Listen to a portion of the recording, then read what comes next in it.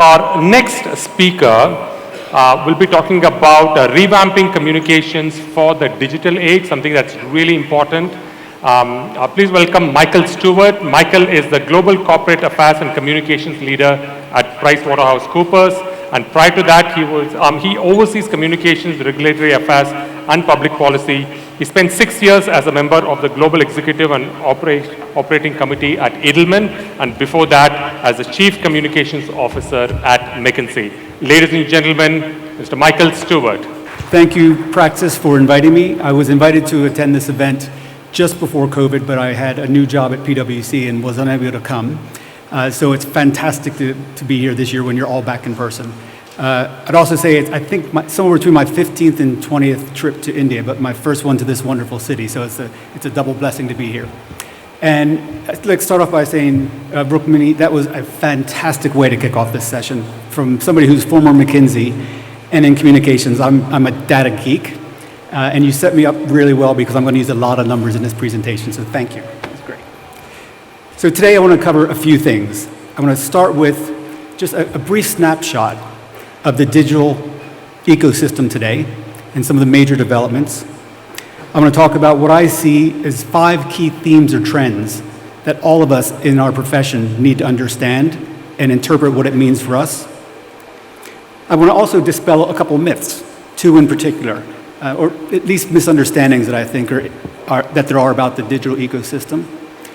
And then I want to spend a little bit of time going a little bit deeper on the metaverse, the term of the year, because I think there's a lot of misunderstanding, but there's also a lot of misunderstanding about time frame, but also a lot of misunderstanding about how real it's going to be or not, and I'd just like to share my views on that. And then I would just like to say I come from a corporate communications background, mostly B2B. At Edelman, I did some B2C, so a lot of what I'll say is through that lens of corporate communications, but I really do think it applies to the brand side as well, and I think my marketing colleagues here will recognize a lot of what I'm saying, because you've been living it even longer than we have. So I'd like to start with a story. When I first got to Edelman in 2013, joining from McKinsey, I stumbled upon this very strange dynamic happening within Edelman. At McKinsey, we were already far along at that point into the digitization of the economy, digitization of business models. We had a huge digital practice. So our team, the one that I led globally of communications and marketing, we were already far along in our own digitization journey and had been early adopters in digital communications. And I got to Edelman, there was this big debate about Edelman Digital, which was an agency within an agency, and then traditional Edelman, which was everything that came before. They were structurally separated, culturally separated, quite antagonistic at the time, to be honest. And for somebody who had already seen what the future looked like, it really puzzled me. So as the European CEO, one of the first things that I said in a big fora was, in not too distant future, Edelman Digital will disappear, and we will be digital Edelman, and all hell broke loose, right? Because what I didn't appreciate was, this was an organization that was at the time 70-something years old, a big, well-established organization that was trying to reinvent itself. And Richard Edelman is a very smart man. He saw the future. He knew he needed to transform his business. But you have to do that in stages. And he had to do it by bringing in new talent that didn't want to be part of a traditional PR agency. And he had to do it in a way that brought along his traditional people to understand the digital skills that they needed of the future, right? Well, if you look on Edelman.com today, you will see references of legacy Edelman Digital, but now it is digital Edelman. And that's my main thesis for this discussion today. There is no dividing line between digital communications and traditional communications. It is all the same, all one. And that is going to be more and more so as we go forward. Now, our marketing colleagues understand this because they've been living it longer, but I think in many ways, the implications for us are even more profound than they are for marketers. And I'll talk a little bit about why I think that's true. So just a couple of high-level snapshots, some facts. Number of people using mobile devices, participating in the internet, and in particular engaging in social media continues to far outstrip population growth. It's now ubiquitous. It's universal, right? The average human condition, again, there's pockets where this is not true, but around the world, people are engaging in digital spaces. In the social media platforms, many we know, they've been around for a long time. Facebook continues to be mammoth, right? But there are new organizations like TikTok. I know it's not legal here. It's only 5 years old. The numbers are one thing. 1 billion, the fastest to get to 1 billion users, monthly users, by far of any social platform. But as I'll come on to later, what they're doing to the business models of every other social platform is astounding, and I don't think it's fully understood yet. And then you look at the other category on that list, many of the top 5 platforms are messaging platforms. And we think of that as one-to-one communication. It's not. They're deeply part of the marketing ecosystem. They're part of the communications ecosystem. And as I'll show you in a minute, what we consider traditional part of our job related to news.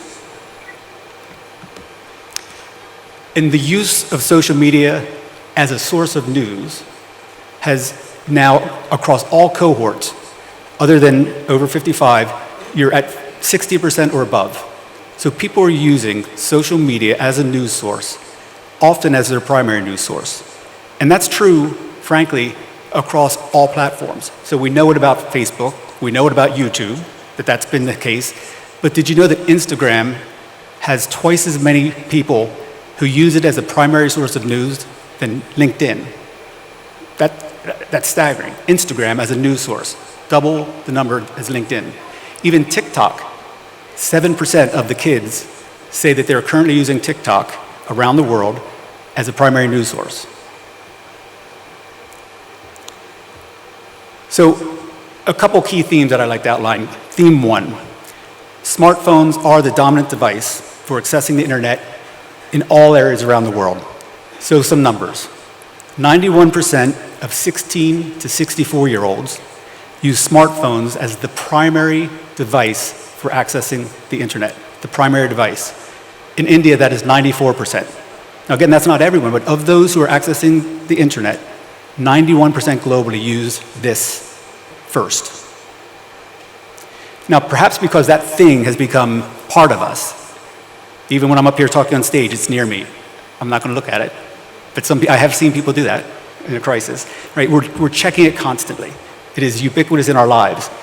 Probably because of that, the thing that we knew about waning attention span has only accelerated. In 2003, which is 4 years before the iPhone, the average attention span of an individual globally, as reported, was 12 seconds. By 2013, 6 years after the iPhone was introduced, it was down to 8 seconds. Today, 2. The scroll. 2 seconds. That's the average attention span. So implications.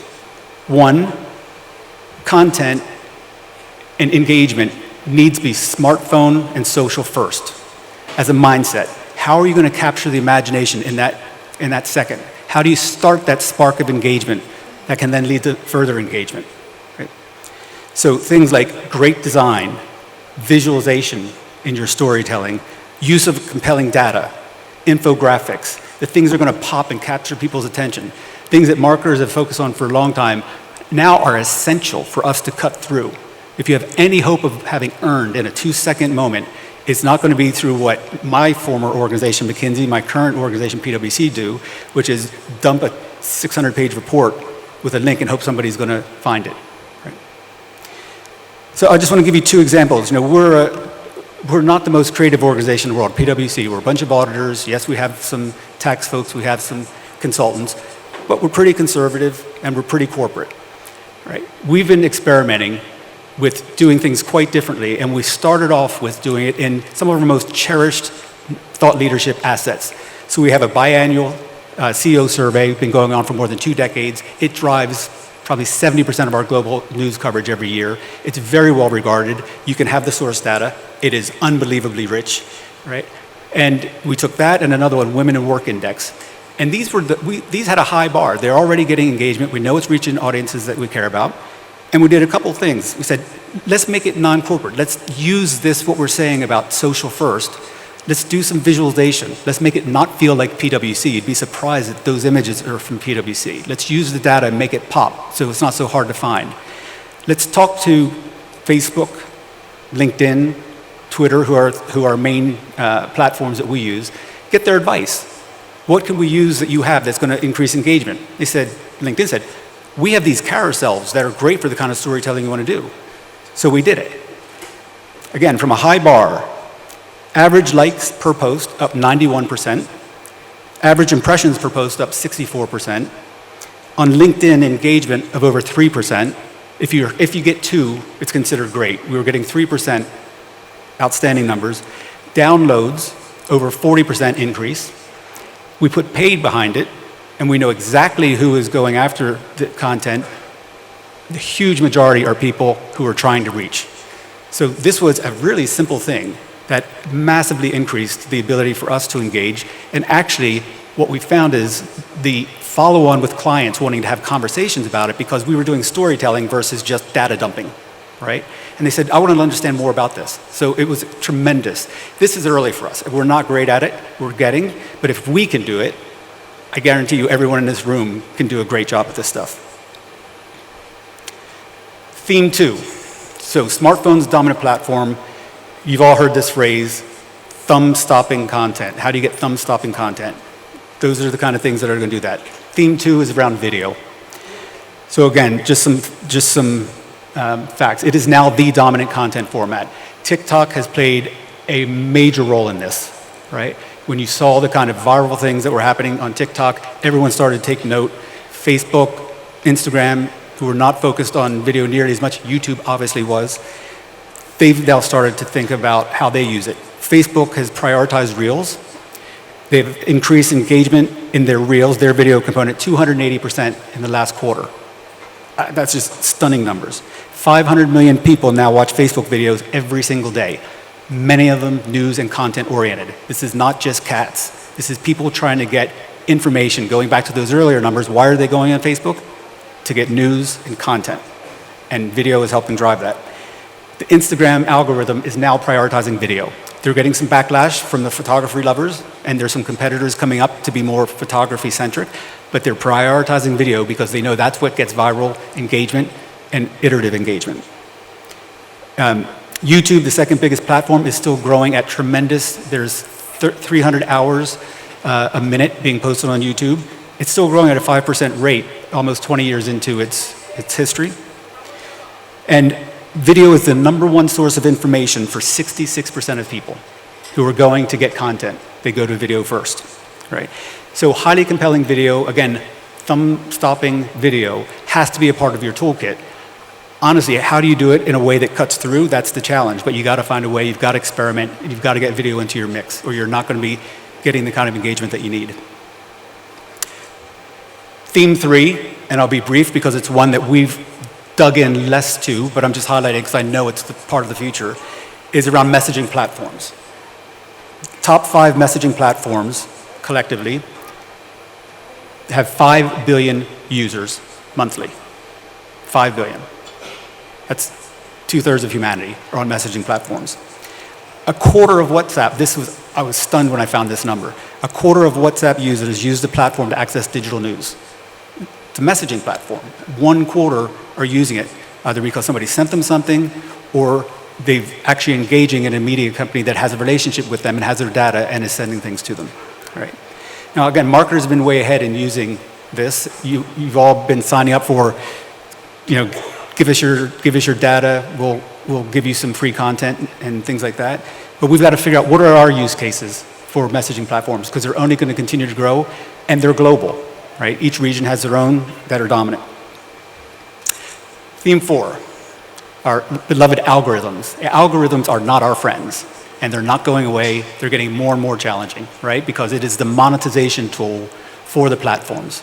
And it's why so many of the media companies have tried to go back behind a paywall. They're no one's friends, right? So they change constantly.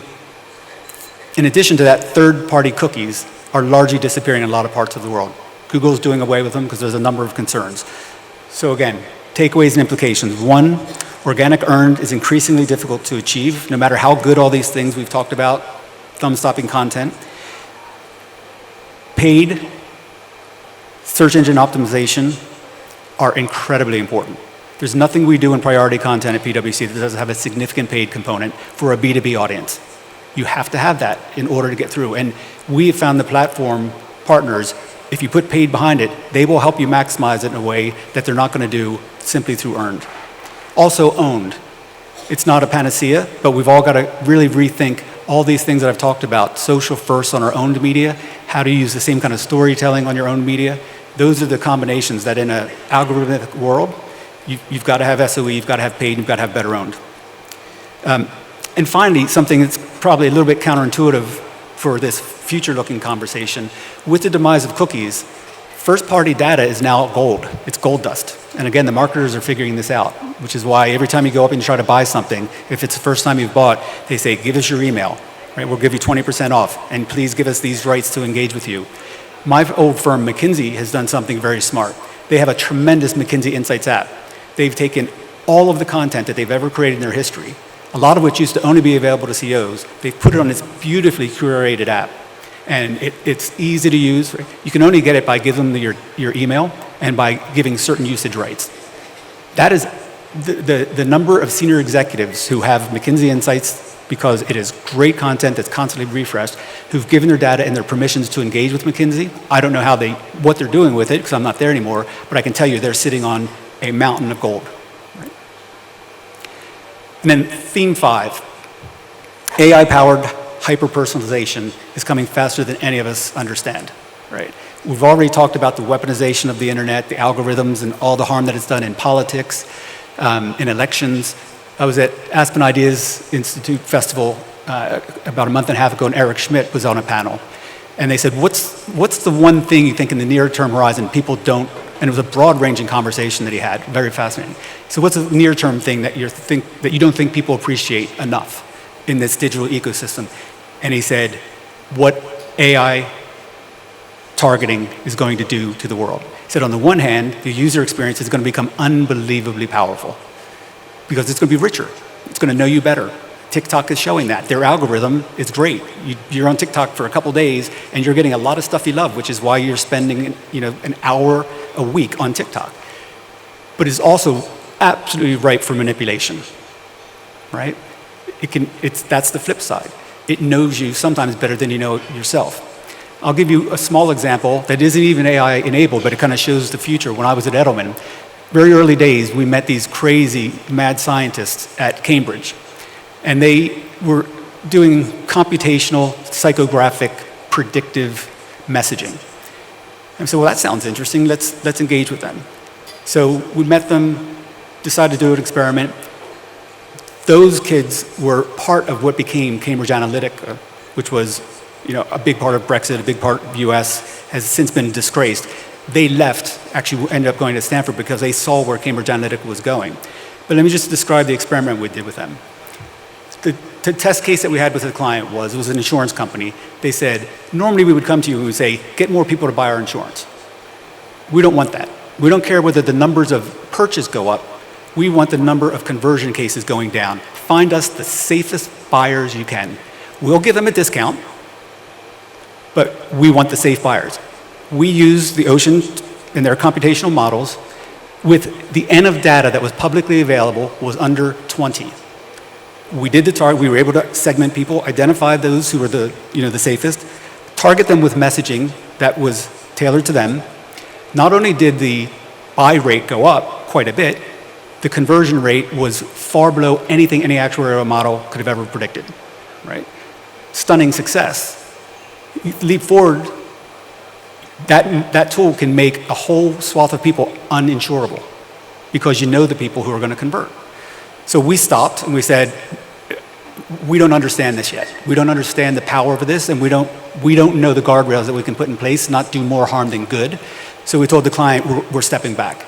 That's just a small example of nothing what AI-powered, the models of AI can do coming forward. So for us, on the one hand, we've got to see this as an opportunity to do our jobs much better, and AI is going to be a part, just like data analytics now is going to be a part. AI is going to be a part of our toolkit. But as a profession, we need to be having conversations about what guardrails are collectively are we putting in place.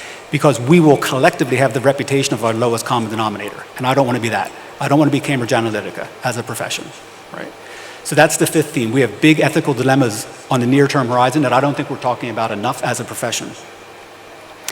So let me quickly move to two myths to dispel. The first is Facebook is receding. It's for old people. It's not particularly relevant. Maybe one day, not remotely true now. You saw the 3 billion users, virtually 3 billion users. They still have the highest monthly users so far. It's still the third favorite platform in the global survey that I'll share afterwards. You guys can go dig into the data. It's number one still among 25 to 44-year-old males, which is a key demographic. And interestingly, compared to TikTok, 85% of people who are on TikTok are also daily active users of Facebook. So this idea that the kids only use TikTok, BS. Right? At least to engage with their parents, they're still on Facebook, because that's where their parents are. But that transition has not happened yet. 60% of Facebook users use it to keep up with news and current events. 60% of 3 billion are using it for the stuff that we're trying to engage them on, content, right?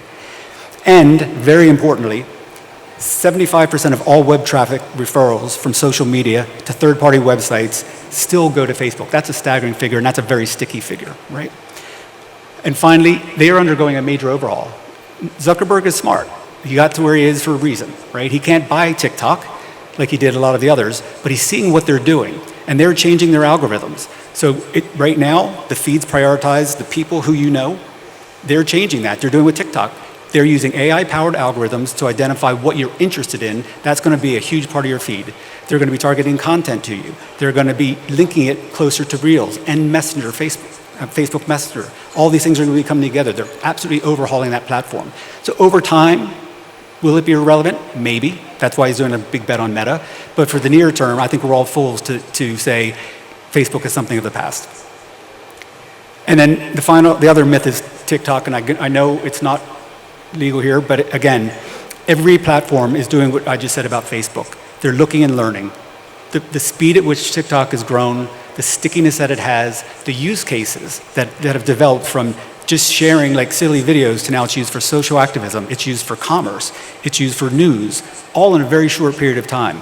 Everyone is looking at how they've done it. They're also looking at some of the privacy concerns and the algorithm, like things I talked about, the ethics. But you have to understand TikTok because TikTok in many ways is leading where the other platforms are going to go. So those are the myths. Now I just want to end on Meta. So when Meta first out, I lived at, McKinsey, I lived through the whole Second Life. And when I first started delving in, dipping my toe into Meta, I thought, oh God, here we go. Second Life on steroids. The money that's going to be wasted, the stupidity of things that corporates are going to do. I've spent a lot of time looking at it, both because we are as an organization, because it's a personal interest of mine. It's real. It's a matter of when's it going to be real and what is it. There is still absolutely no agreement on what the definition of the metaverse is going to be. And there are very different theses-driven bets on what it will be. And I'll describe what I mean by that in a minute. So some think it's just going to be a virtual reality gaming on steroids with different use cases. Some's going to be holographs that are going to enable you to meet virtually or perform tasks that you couldn't do otherwise.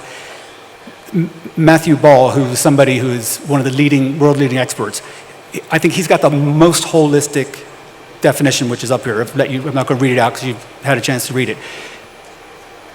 But the point is, these are not closed ecosystems. This is a completely different way of wiring how we interact. So in this version of the metaverse, there's no, like there are today, games limits on the number of people who can be involved in a space. There is no one space that is disconnected from another. There will be different spaces, but they're interoperable, just like the internet is today. This would be like going back to 2007 saying, Facebook is the internet. No, it's not. It's a part of the internet, but it's interoperable with Google, and it's interoperable with a lot of other things. So ultimately, the metaverse vision is to have this interoperable space, which is absolutely holography driven, which is going to give completely different kinds of human experiences. But what needs to happen for that to be real is so far in the future, and is going to have multiple building blocks.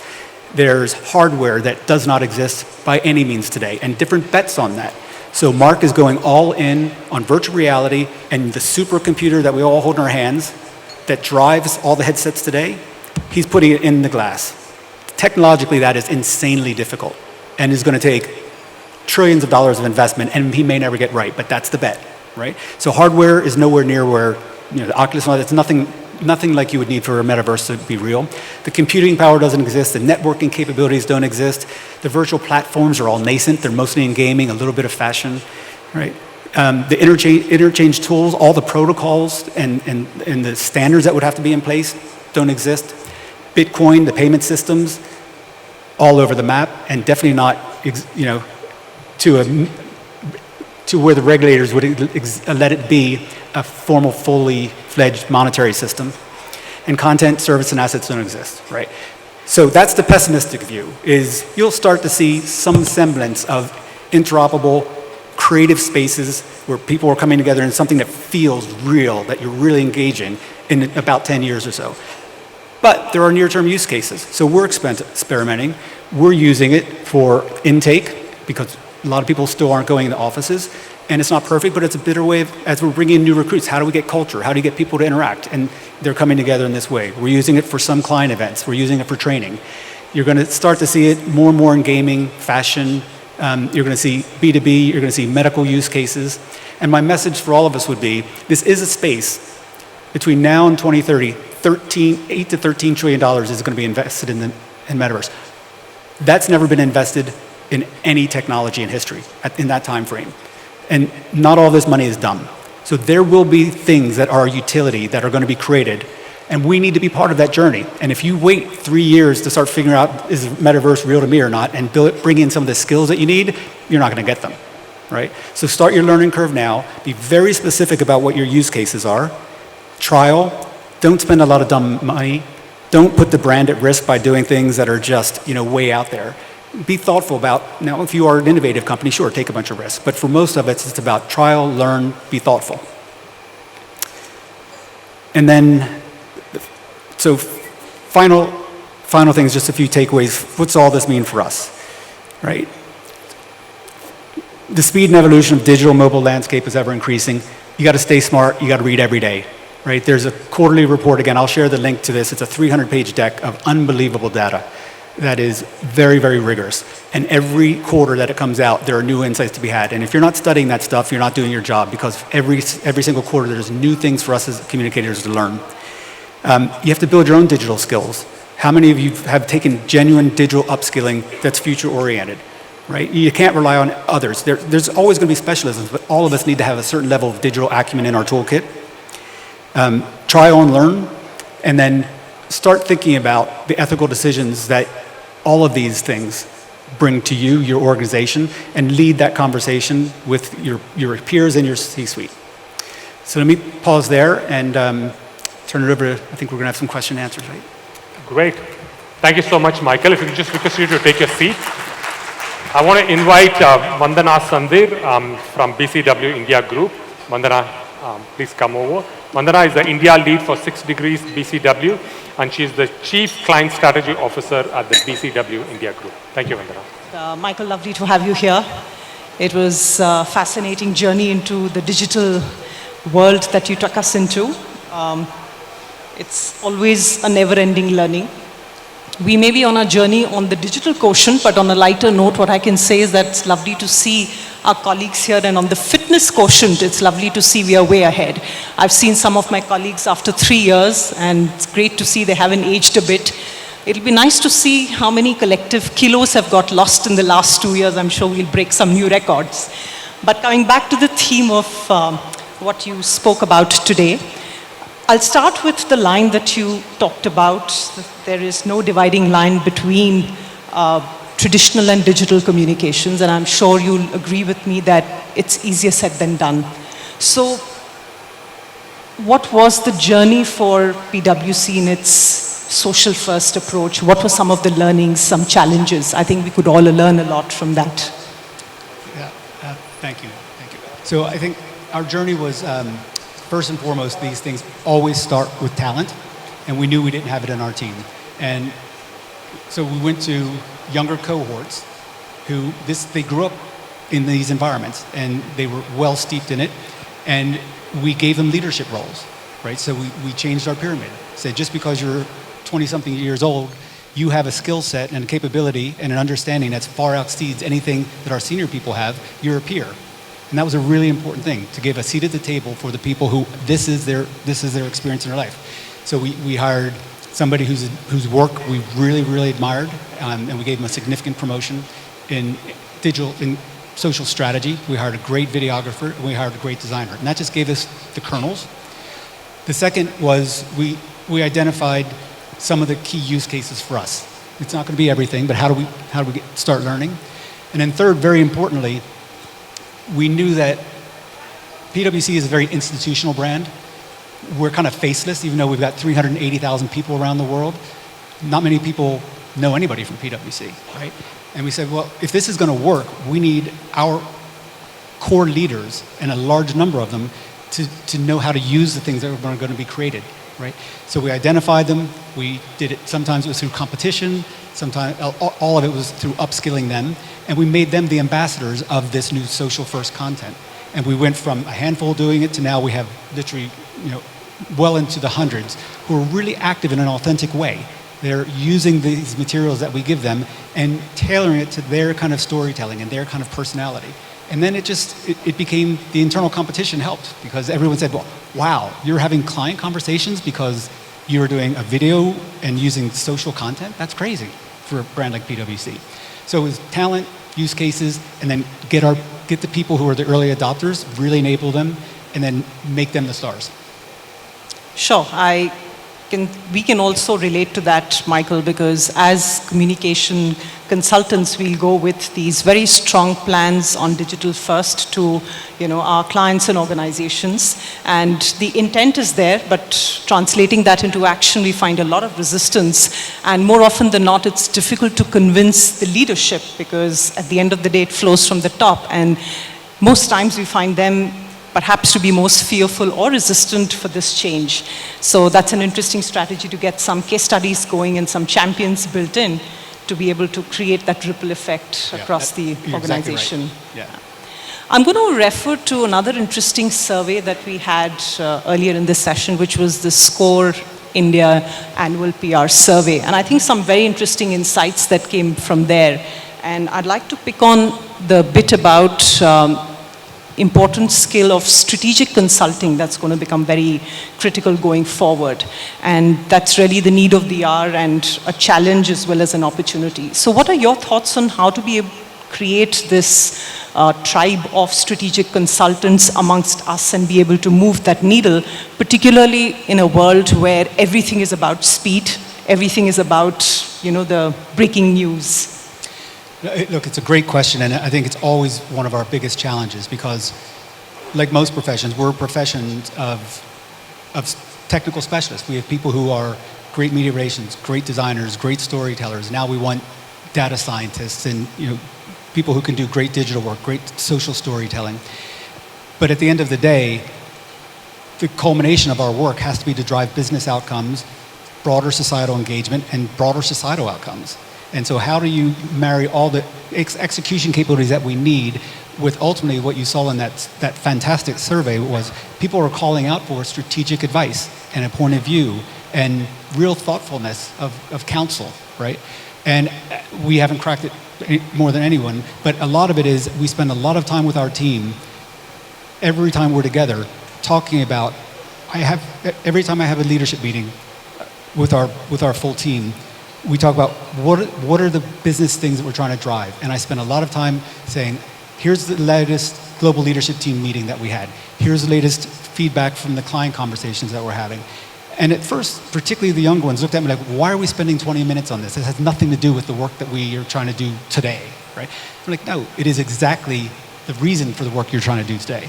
And so a lot of it is us setting that as leaders, have the respect for even the most junior people in your organization. They're smart, and if you engage them at the right kind of conversation, they'll gravitate towards it.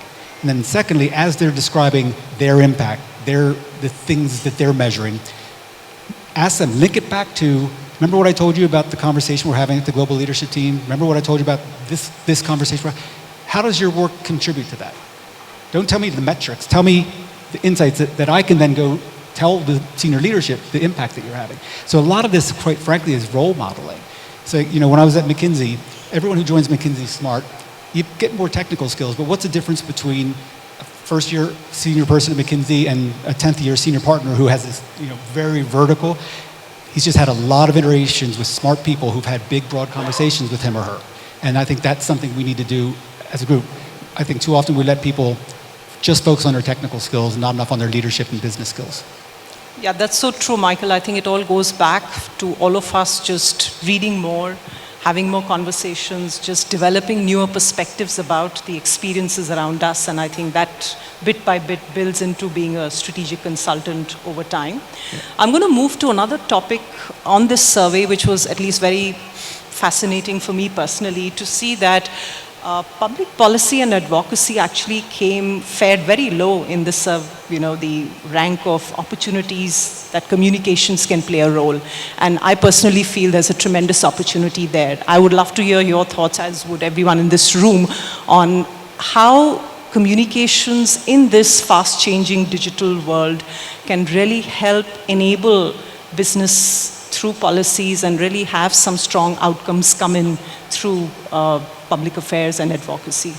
Well, I'd love to come back to you and hear your interpretation of why it was so low in India, because I don't think we would get that same results in other places. There's a lot of that survey where I think India is way ahead of other markets in the understanding of the profession. That one was a surprise to me, so I'd love your interpretation of that.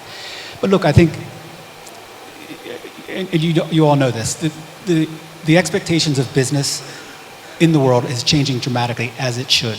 Part of that's because of the lack of trust in government to deliver the things that they promise to deliver. Part of it's because they see business making money and you have an obligation to be seen as a force for good in the world. That is only going to increase. So for all of us, our purpose has to be not only a commercial purpose, it has to be a genuine societal value contribution purpose. Not to supplant the role of government. There's things that only government should be doing, but there's a lot of things that we can do to add to government. And we should help by giving our views on how policies can move things forward. So we're deeply engaged in climate policy conversations. May or may not end up, making commercial value for us, but across our 380,000 people, we have some tremendous expertise. For example, in tax, we're doing a huge amount of work on how do you create a functioning global carbon market, which is essential to get anywhere near meeting the carbon objectives in the world, right? When I first went to our tax people and said, this is something your skills can contribute to, they looked at me like I had three heads. Like, we're tax people. I'm like, it's the carbon tax, right? And tax, and the world needs this. And we're not going to sell carbon tax, we're not going to sell carbon, but we can make a massive contribution. And if we do it, we'll be more trusted, we'll be more respected, it will help us in our regulatory environment, but it's the right thing to do. And so I think that's the key, is it's an expectation, we have capabilities to bring to bear if you come at it humbly and not try to replace government and do it in genuine partnership, but you're also going to find opportunities where it will create value for you as well. And that's fine, because you're creating societal value, you should be able to get commercial value from that. And I think our role, first and foremost, and Vandana and I talked about this yesterday, is we play that to our organizations, that outside-in view of what are the big things happening in the world from where we sit that we could be making a contribution to. A lot of our folks are busy in their verticals, driving their business. It's our job to lift up and show them a broader horizon. Great. There's another interesting line that I love that you mentioned, that there's often this tussle between B2B and B2C, and it's always the toss-up that B2C tends to be the most creative, and especially in the digital age, they seem to get the most eyeballs as far as creative ideas go. So, it definitely gets my goat, as I'm sure for everyone else, when you have the car groppy perhaps going to a B2C brand. Tell us some of the interesting ways in which you've been able to break the B2B mindset in PwC to ensure there's creativity and the power to leverage the digital age, as we see the communications role evolve. Again, so it starts with a conversation with leadership. You start with the business objectives that they're trying to reach and how these activities can contribute to the business value. If you go to them with, here's a new shiny thing, and we want to take some risks by, making these big investments or doing these things, it's just so countercultural to them. They'll start, like you said, we're not a B2C brand. Why should we be doing that? So we're constantly looking around and seeing who else is doing something that would be relevant, that we could use. If we did something like that, here's the value that we could create for this organization. There's another side of it that is the employer brand, which is not insignificant, right? Whether you're B2B, B2C, people want to work for organizations that are interesting and relevant. And this kind of work makes the place more interesting and relevant. And it's a massive war for talent out there. And as even the people coming in to be auditors have a lot of places they can choose to be with their technical skills to go to. And so if we're not seen as an organization that is innovative, trying new things, trying to be relevant, including culturally relevant, we're not going. So our people get that. We have, just to give you one stat, war for talent. We hired 140,000 people last year to net 18. Wow. Massive turnover, right? So if you're a dull, boring organization and you're trying to hire 23, 24, 25-year-olds, you're not going to get very far in that kind of war for talent. Our leaders get that. That's the business case. Yeah, and that moves me to the next burning topic, Michael, which is about talent. And I think the survey again brought up interesting findings on how talent is such an important aspect that we all collectively need to focus on. And retaining, hiring, grooming talent is so important. Tell us how you think we need to restructure communications functions within organizations to reflect this new reality. What should be the various skill sets that need to be part of the winning corporate communications team in this era? Well, it's a difficult question. So again, I think it's a combination of having, so what I look for is people, no matter how vertical they are, who have a horizontal interest and actually are quite, again, Madam and I talked about this yesterday, who are curious and want to learn and want to broaden their horizon, right, outside of just the things that they do. And so I hire a lot of non-traditional people from a communications perspective because I'm like, well, there's lots of skills we can help you develop, but the curiosity that you bring, the desire to understand the business, the desire to learn new things, that's first and foremost what I look for in building a team, and then providing them those opportunities to not only build your skill set, but we do a lot of shifting things around, getting people involved in different parts of the business have nothing to do with what we do. So there's no one magic thing, but I just think we have to be far more creative as a profession. Certainly on the agency side, you saw people who went up through a very narrow vertical track, right? And 7, 8, 9 years in, were they really doing something that fundamentally different other than having a more senior title and being a little bit better at it versus really evolving as a professional? I just think that as a profession, that's an area we need to really push ourselves. Right. Actually, Michael, what you said is so true because when I look at the profession when I got into, it was capabilities of being able to write well, having your media relations in place, and you pretty much could launch into a career, to having evolved to not being the one and only being able to do everything. Now you've got, as in BCW India today, we have different centers of expertise. So you have creative people, data scientists, you have newsrooms, you have visualizers, and policy experts. And today you're part of a team which stitches together a winning idea. And it's not about just a single individual bringing it all together. So I think it's important for us at the client relationship leader level to be able to stitch all of that together to make it all into a important and a connecting story that makes sense for the business outcomes. And for that, I think we have to carry people from different backgrounds and different skill sets. And how do you bring them all together to be bigger than the sum of their parts versus just sitting comfortably where they sit? At Edelman, again, I give Richard a lot of credit. He really invested out front by bringing a lot of new talent to the organization. But the hardest thing was to get them to be genuine teams for their clients versus I will go and deliver what I deliver, this person goes and deliver what they deliver. That, again, that's a mindset thing. We have to do this as an integrated capability. Right. So, Michael, let's talk about the 5 themes that you talked about. And I think the underlying point you brought about was this huge risk that companies are facing and the speed with which digital reaches to every corner of the world. I think organizations are rightfully very cautious about how they approach so that you don't have a big crisis staring at your face. How do you see the ability to be able to balance the power of digital as well as making sure that you are able to not get into trouble and have the entire compliance framework also into play, just seeing how you can land a winner, keeping the regulatory aspects in mind as well? So let me answer a slightly different question first, which is managing crisis and issues in a digital era. The average person, when polled, expect in a crisis issue, they want a public statement and a point of view within 30 minutes. That's almost impossible, right? So the expectations are wrong. But fundamentally, we have to do a great job of anticipating what are the highest probability impact issues that we could face, and what are the things that could happen over and over again, and build muscle memory and the toolkit to address those at a much more rapid pace, because we don't have time anymore, right? You have to act far faster than you've ever had to in the past.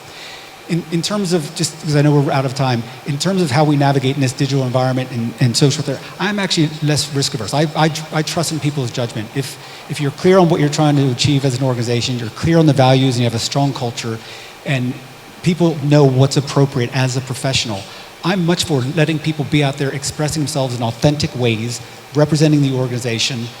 And of course, some things might be dumb and stupid, but I think on the whole, the organizations that are more liberal versus more constrained, even with us in a highly regulated environment, you're going to be a more authentic, engaging organization to people. And I'd err on the side of taking more risk, not less. Sure.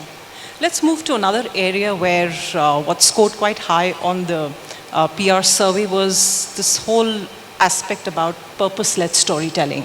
A lot has been spoken about, and we are still trying to figure out substance from just wordsmithing.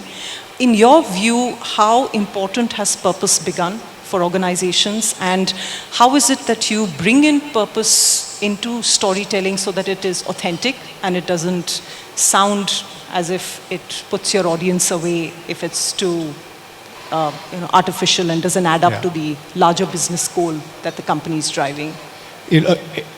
It's essential, and you have to do it well and right. So from a people value proposition, particularly the Gen Z, the millennials, they want to desperately around the world want to be involved in organizations that have a genuine purpose and a contribution. And you have to be able to tell that story internally as well as externally. You have to be clear on the boundaries of purpose, though. Some people think purpose is not like a religious virtue, right?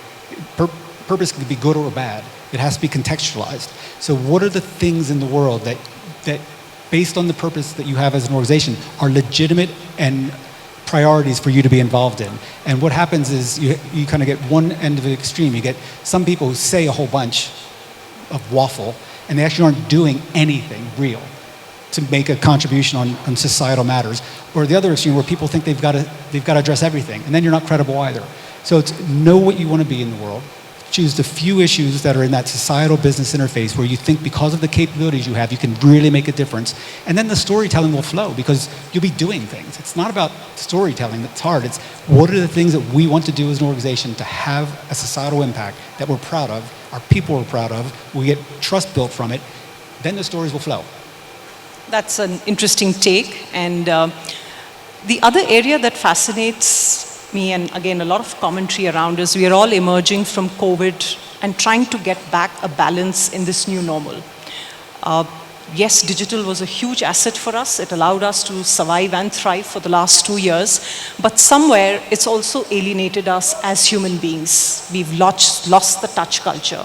We're in the hybrid model right now, but we're still struggling to be able to, connect, and have a chord with our team members, clients, the larger ecosystem.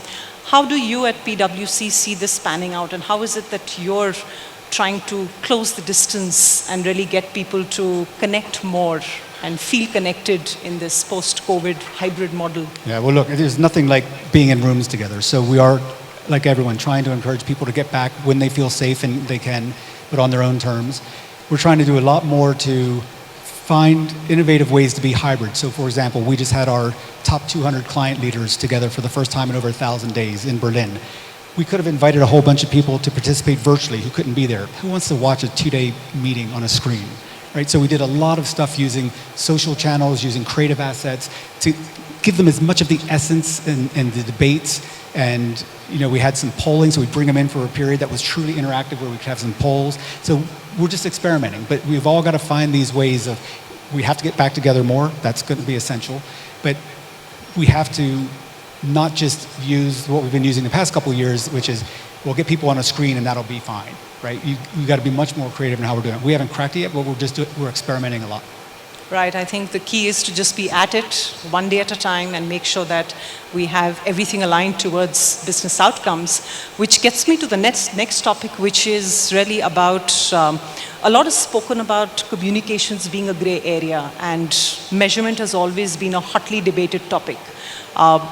We've largely remained confined to impressions, reach. How is it that you see the measurement models evolving in the digital age? Does it become tougher to measure, or while we know that digital makes everything so transparent, but how is it, where do you draw the line? How is it that you really are able to demonstrate to the leadership the business outcomes in this hyper-localized world? Look, I think I would love other views on that one. I think the jury's still out. I think, again, at the end of the day, what are the business outcomes that we're trying to drive, and how do we communicate those?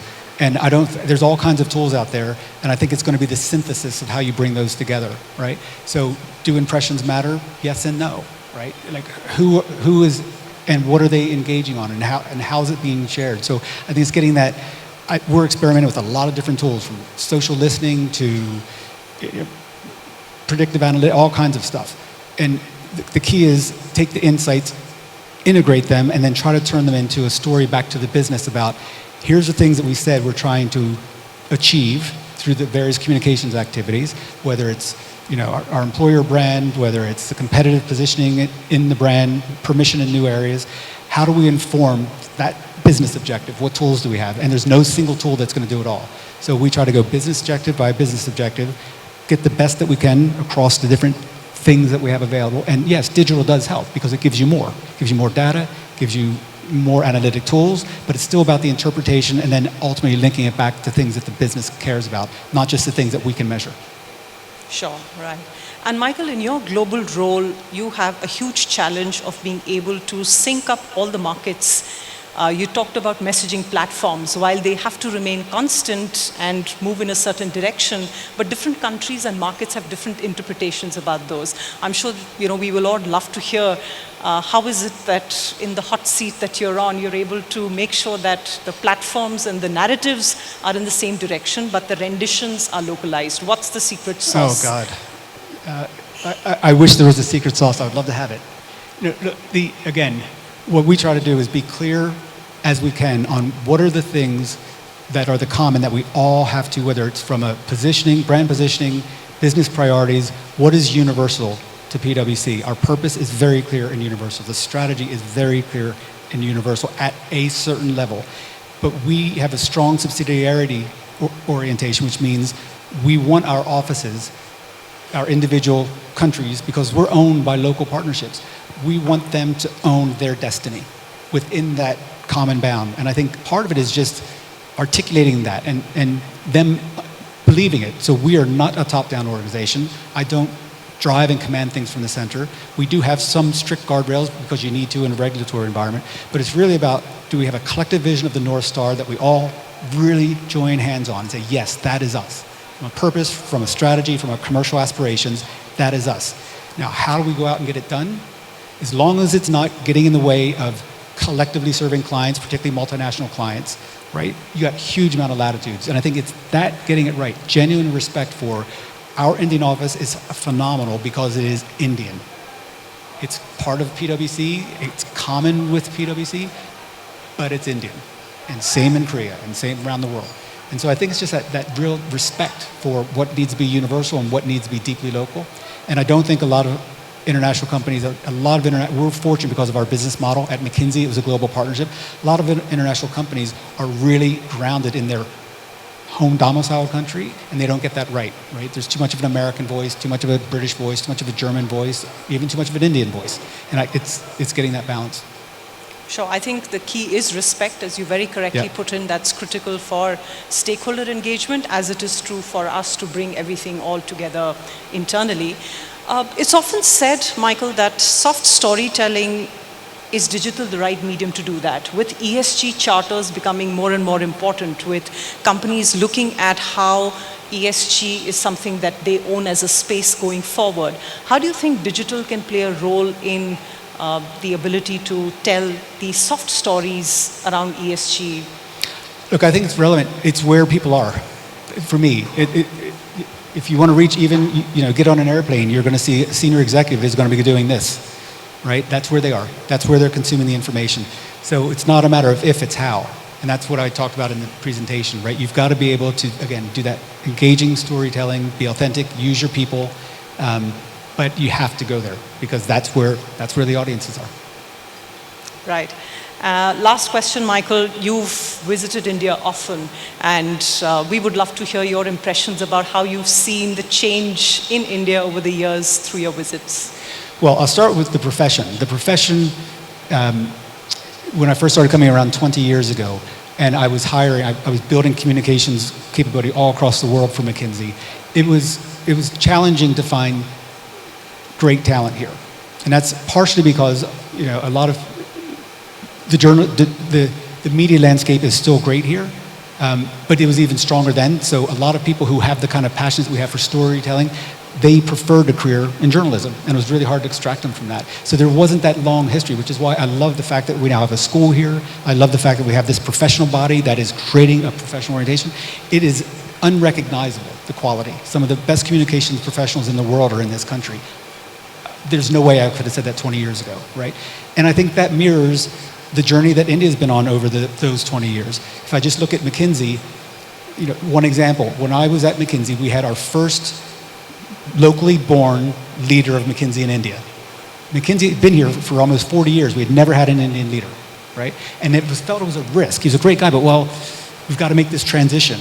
He was a superstar. You fast forward to now, there are Indian-born leaders in probably 25 of the leadership cells of McKinsey, all around the world. There are 4 people leading geographies in the US, which is the heartland of McKinsey, who are led by Indians, born in India today. So the diaspora, the talent of this country, has blossomed and spread around the world, which is remarkable to see. And what you're seeing with that when I come back is just, there's the chaotic dynamism. There's still the chaos of the reality of the country, but the dynamism is palpable. The final thing I'd say is, first time I went to Davos in 2002, there might have been 7 or 8 Indians there, right? It is the delegation. There is the national delegation, there's a CII, most states now have a delegation, super high quality, and they've put India they put India on the map at the highest level, and the talent, pound per pound, is as good or better as the delegations from anywhere in the world. So that's the wonderful journey that I've seen in my 2 decades coming. Great. Well, let's hope that keeps the flag flying high. Indeed. Thank you, Michael. Thank you so much. It was Thank you. lovely speaking with you. Thanks.